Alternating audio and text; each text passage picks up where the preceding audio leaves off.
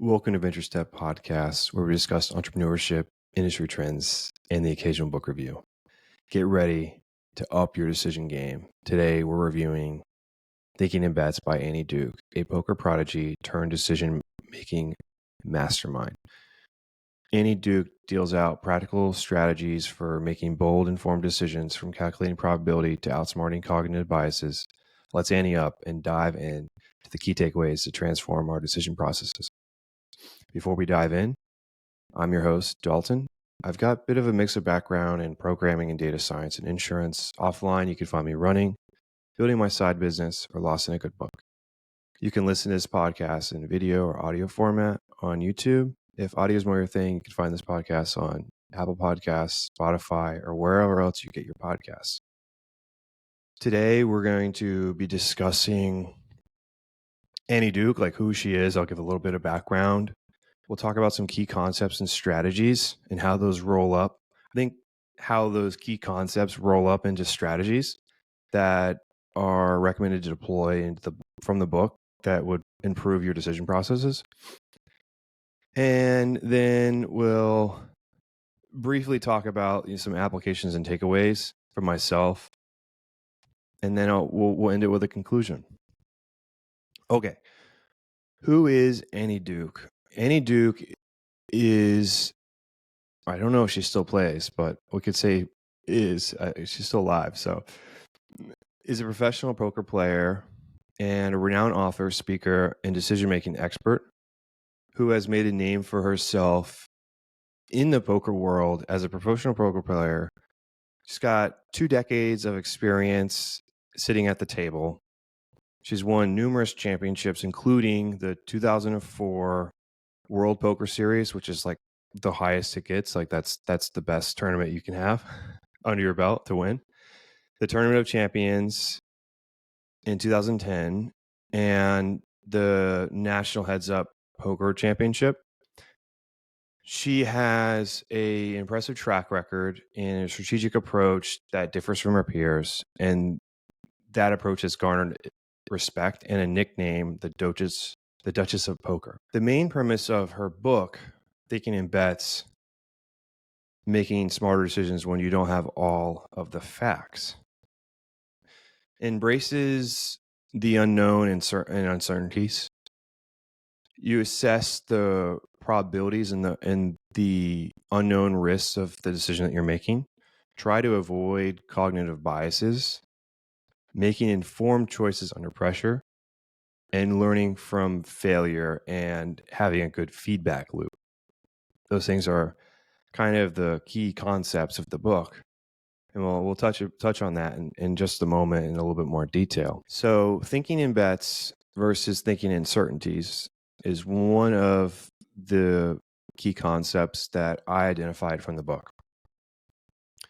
Annie argues that many people think in certainties, meaning they have an approach to their decisions where they're certain in the outcome, and the outcome from their decision becomes certain. And if that's not what happens, then it's bad luck or something unfortunate happened. It's not related to their decision.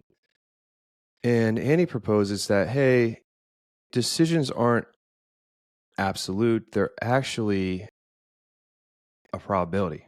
You have a probability that these things will happen. It might be close to certain, but it can never be 100% of the time. And so you have to think about things as if every decision is a wager, not necessarily that you yourself are wagering money with your friend. And in your every conversation, you're like, oh, well, I'm going to get up and get water in 5 minutes. And you want to bet on that? Like, no, not like that. It's just having that kind of approach, like, hey, there's something on the line here. And am I sure about what I'm saying? Have I thought about the alternate scenarios? And altering your mindset and recognizing that every decision is a wager with uncertain outcomes encourages you to consider multiple possibilities, weigh the odds, and prepare for these different scenarios. And thinking in bets helps make informed decisions when you don't have all the information. And another thing that's talked about is understanding probability and risk. This isn't one of these things where you're like, okay, well, I'm not good at math and I can't calculate probabilities. It's not like that. It's more of considering the possibility of different outcomes and how likely are those things. And so maybe you're at your house and you've got people over and there's kids running around and there's a water glass halfway off the counter and there's kids running around the house. I would wager that if no one moves that cup inward, at the end of the day, that cup's going to break. The kids are going to hit it. Something's going to happen. And the cup's broken. There's water all over the floor. That's what that entails is, okay, are you weighting these possible outcomes of the decision that you're making? And are you doing so without cognitive biases, with confirmation bias or, an anchoring bias? Or are you living in this social bubble where you're just confirming your beliefs? Or are you taking into account all of these different factors when it comes to making these decisions and trying to make the best informed decision that you can with the limited information that you have? This is something where it kind of combines the other concepts where, you're thinking bets, not uncertainties. You understand the probability and risks. And then when you're assessing the probability and risks, you're also embracing the uncertainties and unknowns.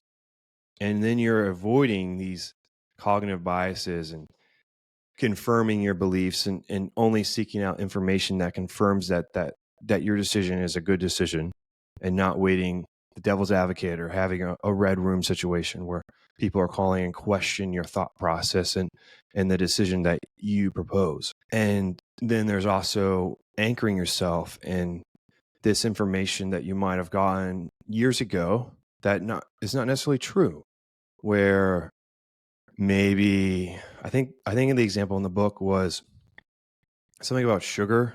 And back in the day, there was research that was funded by big food companies, and they stated that fat is bad for you and sugar should replace those fats, I guess.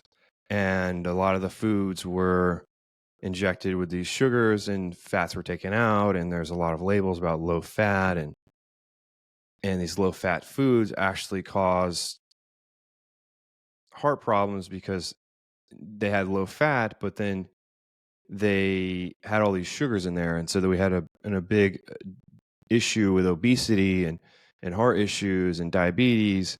And then there was research that came out, I don't know how long, 15 years, 20 years later, saying, hey, like this actually isn't true. And so that's kind of those things where, like, are you anchored in the first information that was given to you, or are you okay with altering your perception? And even if things that you believed in have changed, are you accepting of that belief? Are you killing the messenger, or are you killing the message? So anchoring confirmation bias would be like killing, not confirmation bias, sorry. Anchoring bias would be you killing the message. And then there's also having an indifference about where or who the message comes from. And when I say where or who, I'm not saying some like random tabloid off the internet. I'm saying, okay, like maybe you're right leaning from center or left leaning from center, and maybe someone on the opposite side of the aisle says something that is informative and enlightening about the situation, and it changes how you potentially would feel about something. But since it came from so and so, oh well, I that's not me. I won't entertain that or something like that. But if someone on your side of your ideologies or political beliefs says the same thing, you're like, wow, that's so informative. Like that changes my perception. And I'm so thankful that you brought that up. And so that would be killing the messenger. And so you want to avoid doing those things. You want to be acceptant of who the message comes from, like not having a feeling of doubt and having this cognitive bias is, okay, this message is coming from so and so, so obviously I can't listen to them because they don't believe what I believe, or something like that. And then also accepting that your beliefs could change with new information. And that also entails not accepting everything that you first see. Like just because you see something for the first time, you shouldn't anchor yourself in that information. You should be open to hearing other people's opinions, and you should be listening to new information that calls in question the original. And so that's important with fake news and all these other things that are going on the internet nowadays that are more important when it comes up to election years, which we are coming to. So to recap that, you want to be thinking in bets versus in uncertainties, as your outcomes aren't absolute, and thinking in bets allows you to consider alternate scenarios. You want to understand the probability and risks of these possible outcomes. You want to avoid implementing, or I guess deteriorating, your decision-making skills by including cognitive biases, the confirmation bias, anchoring bias. And then you also want to embrace that you don't have all the information and there are going to be some unknowns. When you combine all of those things, you get to a key concept called, well, it's not called, so you get to a key concept of resulting. And that's something you don't want to do, as if you're not doing those things, you would be resulting. And so you are not necessarily weighing all these other options, and you're just looking for the result. And so one thing that's important in the book, and one of a good takeaway to have, is, okay, you need to separate your decision and your outcome. Your decisions and outcomes are separated, and they should be, because they're separate things. Outcomes aren't, as we discussed earlier, outcomes aren't certain. So you can have some level of control of your outcome, but just because you have a good outcome doesn't necessarily mean you have a good decision.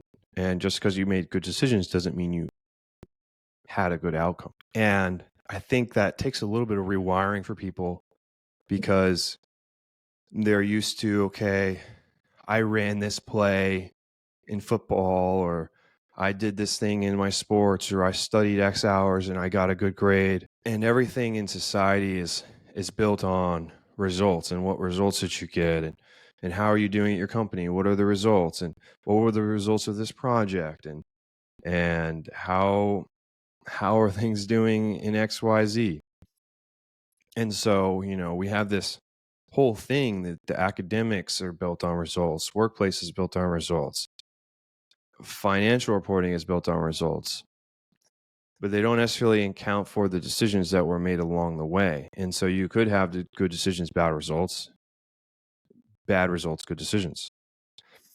And I would say an example of bad result, or good result, bad decisions, is if you went to the bar and you were drinking and you drove home, and one, you didn't injure yourself and no one else got injured. That's not a good decision. That was a good result. And you shouldn't be doing those things, obviously. And you're not going to be like, oh, well, I drove home and it was fine. Everything worked out. That's not a good decision. Those were good results.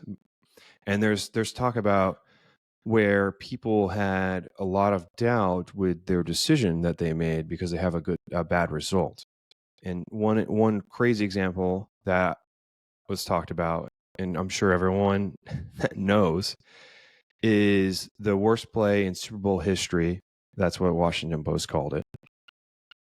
And there's many other news companies were saying like stupidest play ever, worst results in NFL history. A shame to be a Seahawks fan. Horrible result. So Pete Carroll was the person who called for a pass on the 1 yard line against the Patriots in the Super Bowl. Seahawks were up by 4 points and there was a couple minutes left. And so I don't know the exact thought process between the like running down the clock and stuff like that. I'm pretty sure that if you pass the ball and the person goes out, it stops the clock. I'm not too familiar with football. I watch European football or soccer. Anyways, so they're on the 1 yard line and the pass gets intercepted. And so they lose the game, as you guys know. The Patriots intercept the pass and the news is killing Pete. And they're just hammering them like, oh, this is the worst play in history. This is just a horrible thing to do to the fans. I can't believe this. This isn't acceptable. It says worst play call in Super Bowl history will forever alter perception of the Seahawks and Patriots. Wall Street Post.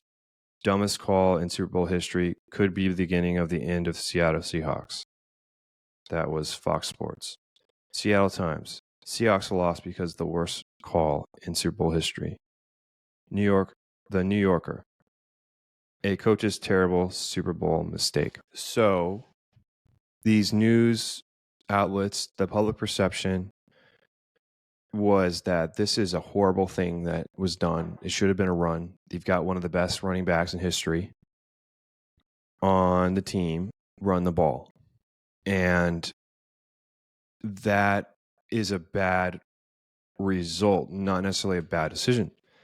And so when it was talked about the decision, because it was under scrutiny, it was explained that, hey, we do have a great running back, but we also have a great QB. And the thought process was the Patriots knew that we were probably going to run the ball, so they were going to blitz.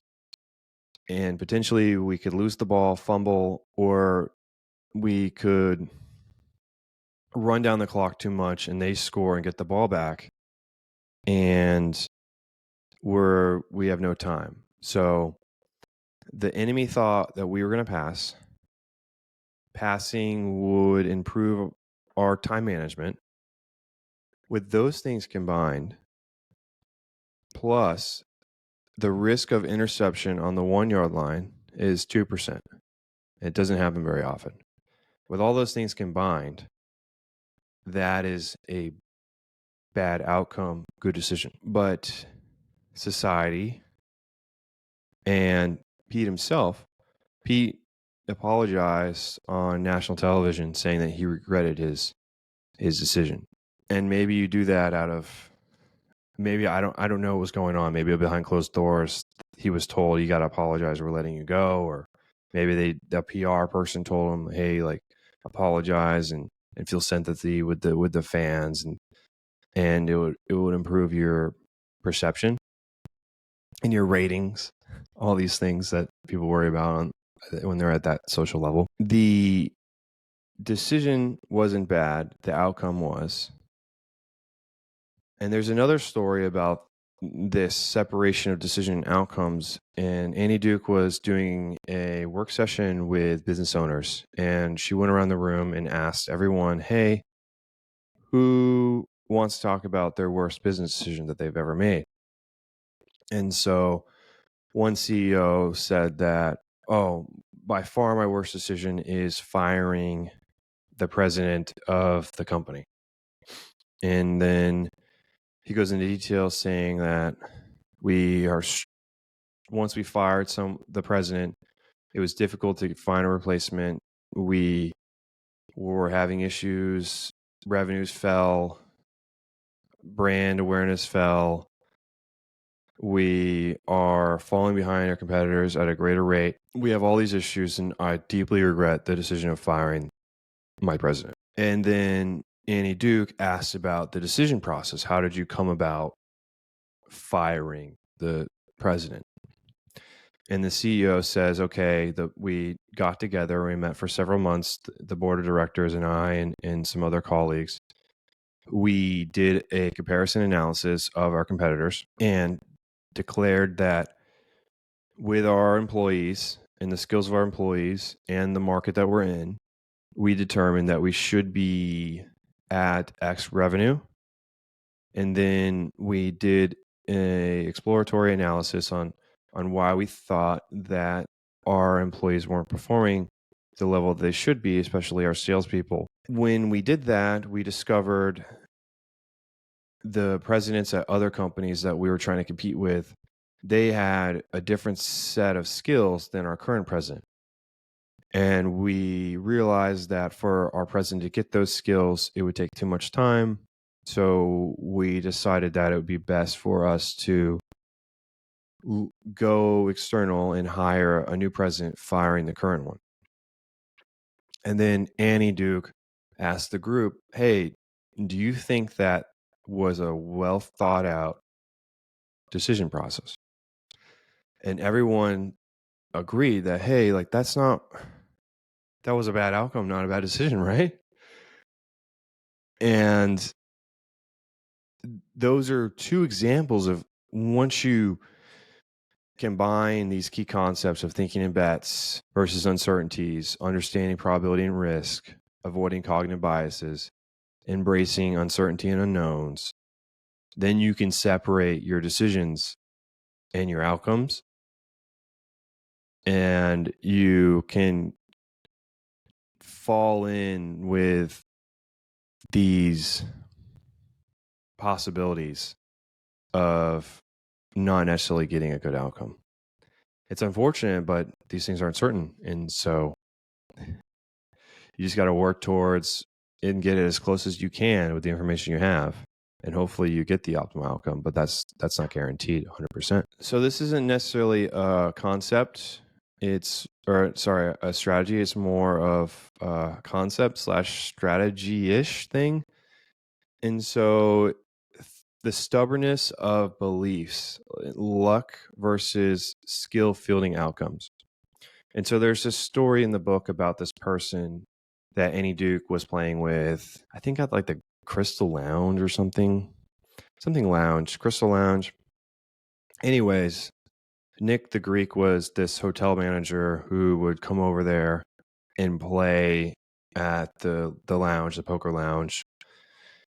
And Nick the Greek didn't win that much, and he fell into the path of resulting, where you are fielding luck versus skill. And what that looks like is like belief, luck, bet, outcome. That's kind of the thought process, or the learning loop is what it's called in the book. And what you really need is a belief, a bet, an outcome, skill. And then somewhere in there is sometimes luck, where luck goes your way, luck doesn't go your way. But as long as you have a belief, a bet, an outcome, and then you improve your skill, you improve your routine, and you keep that feedback loop. And then occasionally there's going to be luck that goes your way, not your way. But with Nick the Greek, he was really stubborn in his beliefs. And he believed in luck versus skill. Because he didn't improve his skill, he just stuck to his beliefs. And the skill over time, depending on your outcomes, would improve your beliefs. Whereas it's not necessarily you are combining decisions with outcomes. And that's not what I'm saying. Is like when you make a bet and you have an outcome, you do an analysis on your decision and say, okay, was the decision that I made sound? Did I make this out of anger, or was I too tired when I was doing this? Or, was my analysis good? And if I was missing things, then alter your skill and your beliefs and then try again.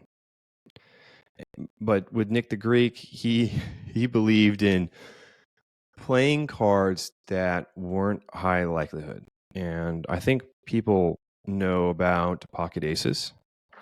And so Nick the Greek believed that pocket aces are the worst hand in poker. And Nick the Greek would fold with pocket aces and put them face up and say, and let everyone know that he folded on pocket aces because he doesn't play those hands, because those are the worst hands to play because they're predictable. Nick the Greek prided himself on being unpredictable and playing hands that you normally wouldn't play. The long story short is Nick the Greek never learned that he was relying on luck, not skill. And then that curtailed into him losing his job and not being able to play poker. But he was the sucker of the table, and Annie Duke would try to play in the hours that he would play so she could get some of his money, which is pretty funny. But you want to have a learning loop of belief, bet, outcome, skill, and then that keeps going like a water cycle. And then somewhere in between there's luck. But you don't want to rely on luck, obviously. Another thing is, okay, now when you are speaking with people, maybe you should ask yourself, would I bet on what I'm saying? And my friend Carter, he likes poker, and he'll ask me, and he hasn't read this book, but he'll ask me stuff like, if I'm talking about something, he'll say, are you willing to wager on that? And he's basically checking me and saying, okay, like, how sure of what you're saying are you? And he does the same thing where he'd be like, well, honestly, I'm not that certain. I wouldn't wager on it, but this is what I heard, or something like that. Versus, sometimes you'd be like, well, I'm pretty sure I'd be willing to wager money on this. That's just how he talks. Like that's just his way of going about things. And he doesn't know about thinking in bets, but he thinks in bets. It's pretty funny. I told him about it yesterday when I finished the book. I finished this book yesterday because I fallen behind on my reading, unfortunately. Anyways, so Carter, my friend Carter, he checks me and checks himself, and I try to check myself as well, where if I'm talking about something, I try to ask myself, okay, would I wager money on this? And if the answer is, I don't think so, then I typically don't bring it up. And if I do bring it up, I say, hey, I'm not really sure on this. This could be wish-wash nonsense, but we're here, and this is what's going on, blah blah blah. But at least you let people know, like, hey, I'm not that certain. And so that opens up the plane of people in your group correcting you and be like, hey, what you said was close, but actually it's this and this that affects the conversation, or something like that. And you were close, but you needed to include this information. This is crucial. And so it lets people know that, hey, what I'm saying, I'm not that sure about. Like, don't take this as fact. Two, it opens up discussion for people to correct what you're saying, and allows you to get new information. But typically, if you're in a work setting like that, you probably shouldn't say anything if you're not sure, especially if you're calling someone out. If you're trying to call someone out on stuff being wrong, or them not executing on projects that were provided to them, and you're like, man, I don't know if I'd bet on that, then you definitely shouldn't bring it up. Anyways, not all groups are created equal is another key concept. So in the book, Annie talks about truth-seeking groups, and those are the important groups of self-improvement, and the groups of improving your feedback loop for the decisions that you make. But those people are far and in between, because you're making uncomfortable conversations with your peers / friends, or not making, but having, or I guess you're making them as well, because you're making truth-seeking conversations. But with a truth-seeking conversation, you're not necessarily talking about how you feel, something happened at work. I'm so unlucky that this happened to me, and so did this and that. That would be more venting. What a truth-seeking group would do is they would say, okay, let's talk about what went down. Let's walk through the scenario. What happened on your side? How did the other side react to the information that was provided to them? And should you alter your behavior, or was this just a bad outcome? Were these bad decisions, or was this a bad outcome? And from there, you try to discover what issues went down and how would you prevent them from happening in the future. And typically, I mean, I went on this example, but typically you're supposed to focus on things that went well. Like talk about stories that went well and then talk about those decisions. And it's not necessarily, oh, I want to pat myself on the back. I'm only talking about the good things. It's that it is easy to train yourself and others when you have a positive feedback loop. And it's easier to improve things that you're already doing correctly versus everything that you're doing wrong. With that being said, it's better what Annie's group did for poker for their truth-seeking group. They would focus on hands they won, but they didn't necessarily talk about the outcome of their hand.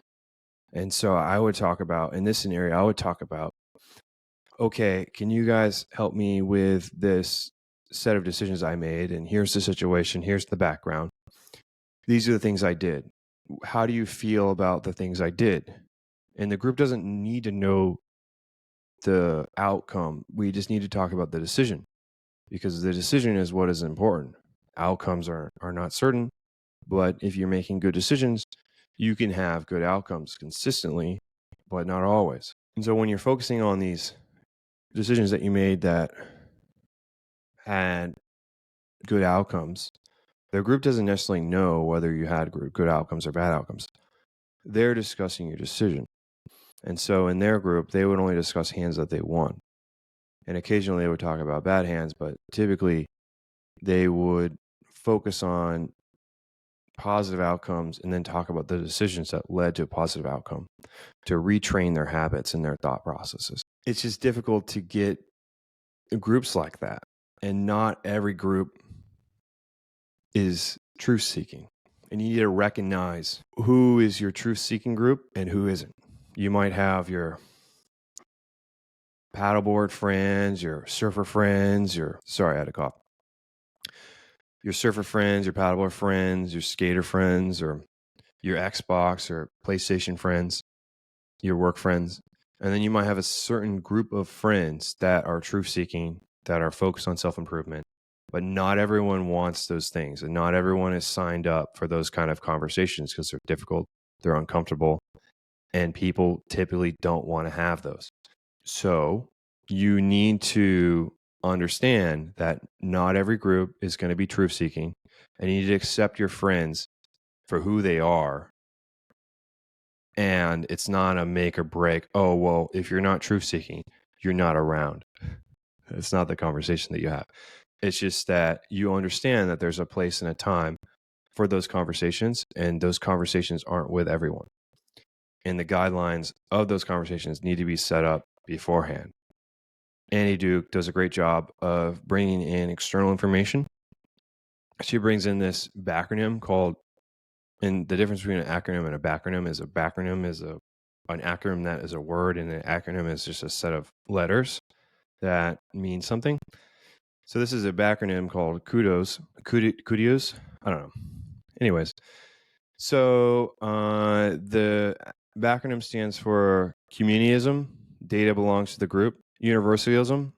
Apply uniform standards to claims and evidence, regardless of whether they came from. Disinterestedness. Vigilance against potential conflicts that can influence the group's evaluation. Organized skepticism. Discussion among the group to encourage engagement and dissent. And so there's some things that we talked about earlier that are brought up in this. So apply uniform standards and claims and evidence, regardless of where they came from. The regardless of where they came from is about the messenger. Is there someone that you don't necessarily like in your group or that you don't believe in, that they know what they're talking about? Are you accepting what they're saying as if they were coming from someone that you really like and that you admire?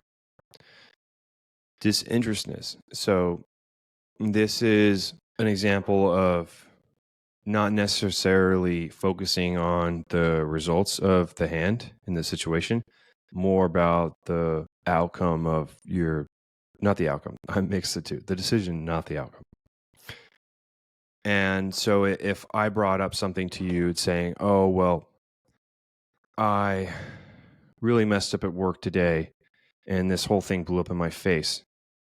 If I start off with that, people are already going to be swayed in what I'm saying. I'm starting off with a negative sentiment.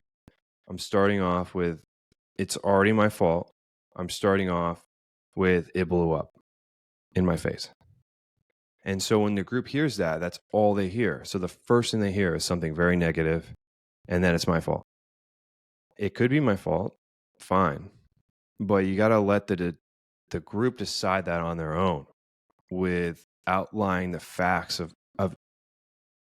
the situation and the decisions that were made along the way. And they could say, oh, well, actually, I think you made a bad decision here. And I assume that the outcome wasn't too good or something. But it's not, the outcome is not important. It's the decisions that were made along the way. I've been making sure that we understand that in this podcast, because Annie Duke talks about it literally every couple pages. She's like, okay, decisions and outcomes are separate. There's many examples of those. Every example in the book is pretty much related to separating your decisions without. And as I said, you want to focus on positive results versus negative. It's a more enjoyable feedback loop and for training yourself and others. And another concept is the night Jerry versus day Jerry. And the examples that she gave in the book were related to retirement. And so night Jerry and staying up late. So night Jerry stays up, and it's from a Seinfeld skit, apparently. So night Jerry is a night person, and he stays up all night. He doesn't care about day Jerry. And day Jerry wakes up every day, and he's tired, grouchy, and just drowsy. And he's in this brain fog because night Jerry just stays up every night and doesn't care about day Jerry. And so the way that this is displayed is retirement. And there was an example given by the Army where the Army offered a 40% discount, or I guess 60%. So at 40% value of the actual retirement that person was going to get. If you want it early, you can get it right now at 40% its value. And so say it's worth 100,000. I mean, that's not very much, but I guess we could up the numbers and just call it $1 million. And so say $1 million. So they're going to get $1 million, and they get an offer and say, okay, you can get $400,000 right now, or you can get $1 million with annuity payments for the rest of your life. You wouldn't get the $1 million per month. You would get $1 million total with these payments per month. And maybe the payments are spread out of 30 years. And then at the end, if you die before all the payments are done, then the annuities no more. It depends how it's structured.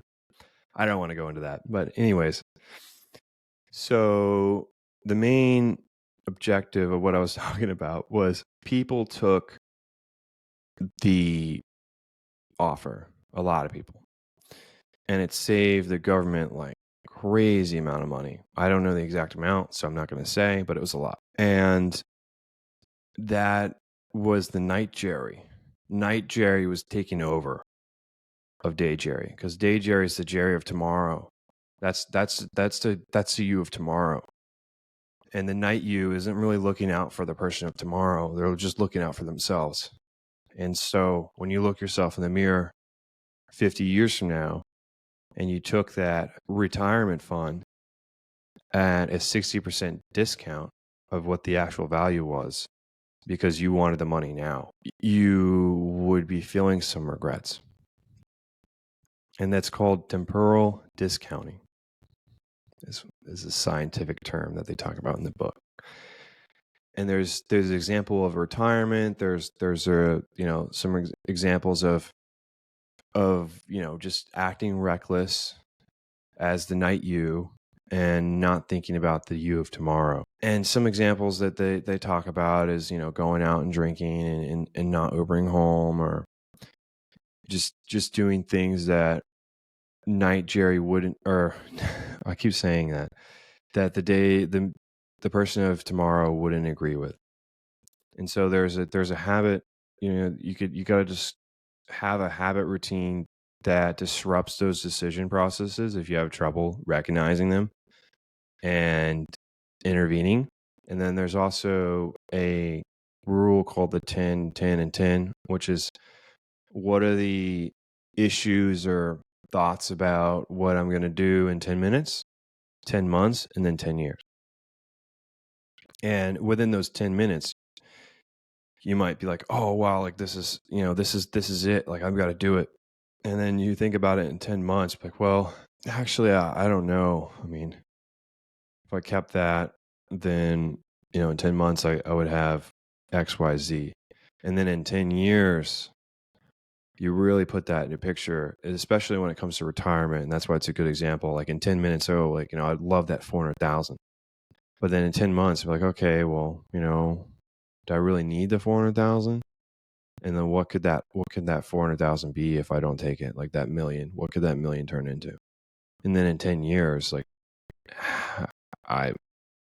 it doesn't sound like a good decision, So if your decision that you're going to have within 10 minutes affects your 10 years and 10 months, then you probably shouldn't make the decision. And another thing they talk about, and I don't know the name of it from the book, but there's a scientific thing, but I'm just going to call it force your hand. And so you should force your hand. Like if you have trouble putting money towards retirement, you force your hand with automatic contributions. If you have issues being disciplined on going out and not driving home, you force your hand by just Ubering there. And once you force your hand, you don't have a choice of what you're doing. That is what you're doing. And so one thing that I have an issue with sometimes is me getting up, and I feel like a lot of people have this issue, like especially on the weekends when you don't have much to do.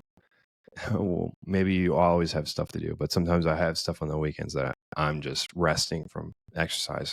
And you get up and you don't have much to do, and your phone is unfortunately still in your bed, and you're like, oh well, let me see if anyone messaged me. And then you're like, oh well, let me see if you got any emails. And then, oh, let me see if someone messaged me on Instagram.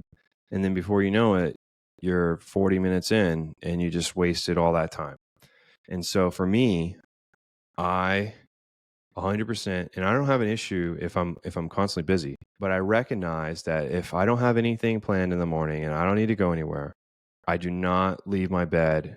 I don't leave my phone near my bed. I put my phone somewhere where I have to get up out of bed and walk over and pick it up somewhere away from my bed. And so I force myself to get up, get out of bed, and then go get my phone. And if I'm doing all those things, I'm not going to go back into my bed and get on my phone.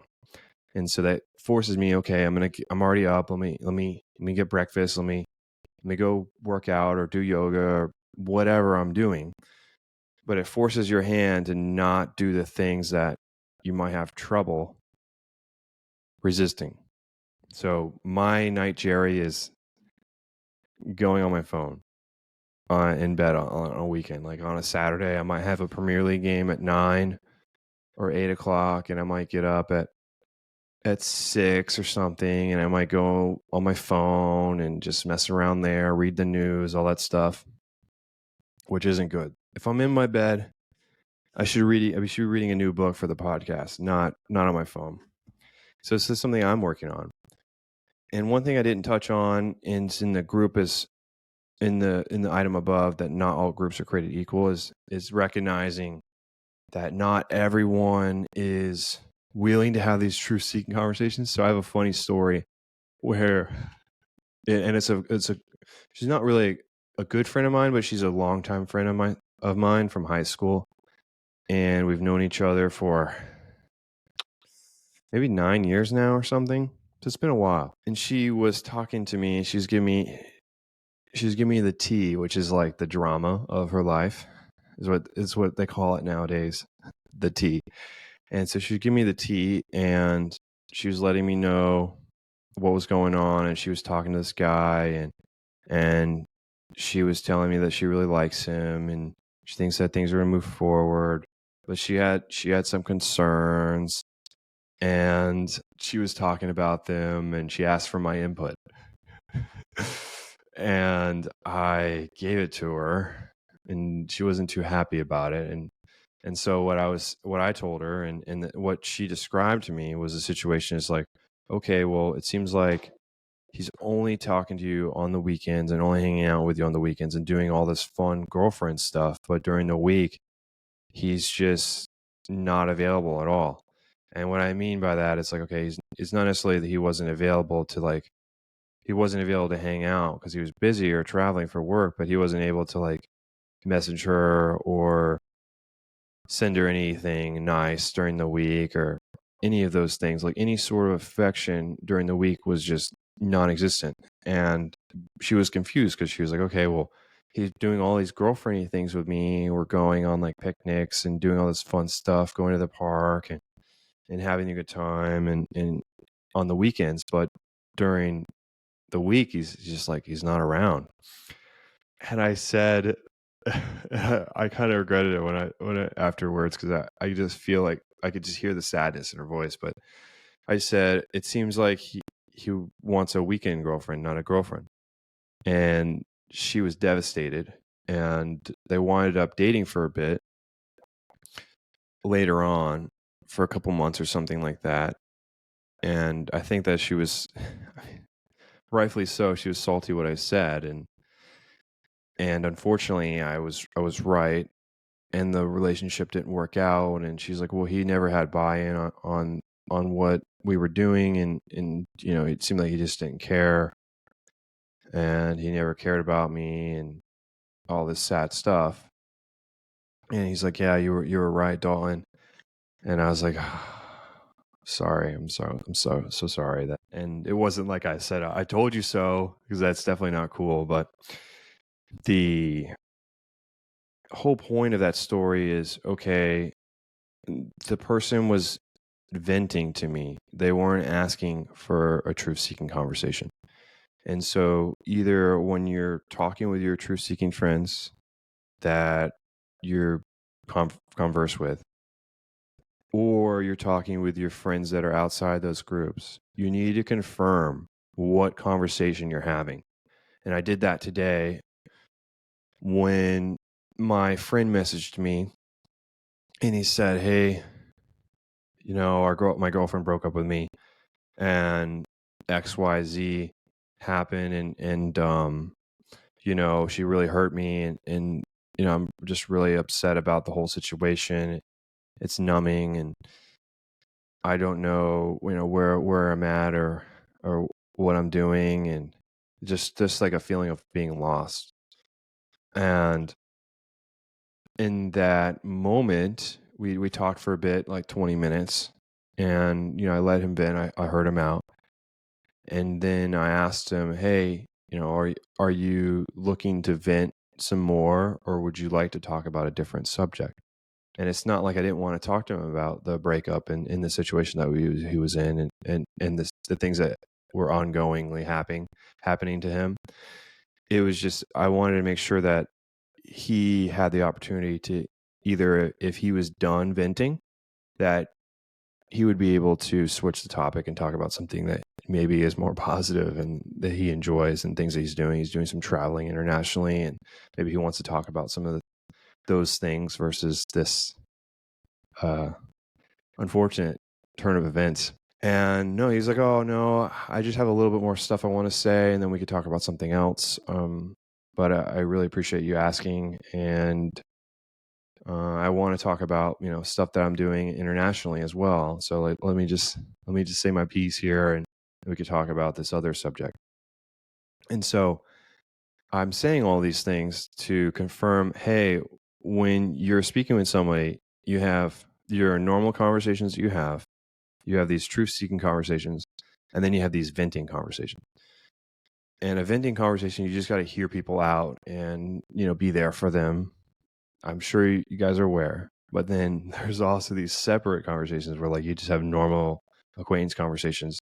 And then you have these truth-seeking conversations. And unless people explicitly sign up for a truth-seeking conversation, you shouldn't necessarily go that route. And I think it's a violation of your conversation contract. And it's talked about in the book is like, okay, you need to recognize which group are these people in. And if they're not in the truth-seeking conversation, you cannot violate this implicit contract if they haven't explicitly told you, tell me how it is, or I want you to grade my decision, then you need to recognize that. And the same thing goes to show is, okay, when you're in a truth-seeking conversation and with your truth-seeking group, you still can vent to those people, but let people know or have them let you know, hey, this isn't necessarily related on judging my decisions. I'm really upset about the outcome. I just want a couple minutes to vent. And this is a temporary thing. And just give me 30 minutes or something. And I'm just really distraught about what happened. And so at that point you recognize, hey, this is a temporary state of being that normally we would judge our decisions and we wouldn't be emotional about them. But right now I'm not capable of doing that. So just give me some space or let me vent. And when you take those approaches, you have a really good atmosphere for learning, and you have a optimal feedback loop, which I think is really good for improving, right? And so I provided some examples and kind of illustrated these concepts and some personal stories that were relatable. And if I keep doing these every week, then maybe I just run out of stories. I don't know. Maybe we get some repeat stories in there. Just to summarize, you want to think in bets versus uncertainties. You want to understand the probability and risk of your decisions. You want to avoid cognitive biases, confirmation bias, anchoring bias. You want to embrace uncertainties and unknowns. All of those things combined, you can separate your decisions and outcomes to prevent resulting, which is what it's called in poker. You want to field skill. You want to have skill fielding outcomes versus luck fielding outcomes. That means you have a belief, a bet, an outcome, a skill. And somewhere in between all that on the outside is luck. That either goes with you or without you. Not all groups are created equal, except the friends that you have and the groups that they're associated in. If you have a set of groups for gaming or a set of groups for sports, do not force this truth-seeking ideology onto them. Ideology is a strong word, but these truth-seeking concepts to those groups, they're not necessarily signed up for that. They don't want that. Do not force that on other people. It's got to be something where everyone's in agreement, and that is the declaration of the group. Night Jerry versus day Jerry. Think about your decisions. If you're making a rash decision, think about the 10, 10, and 10 rule. 10 minutes, 10 months, 10 years. Overall, my personal thoughts about the book. I really like this book, and it was suggested by my mother, Lisa. Appreciate it, Mom.